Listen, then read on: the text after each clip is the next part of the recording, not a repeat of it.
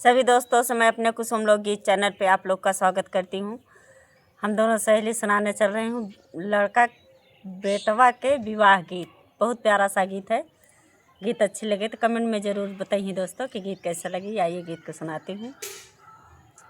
बेरिया की बेरी तो हैं बरज मालिनिया हो रहिया में दाना जिनी लगाऊं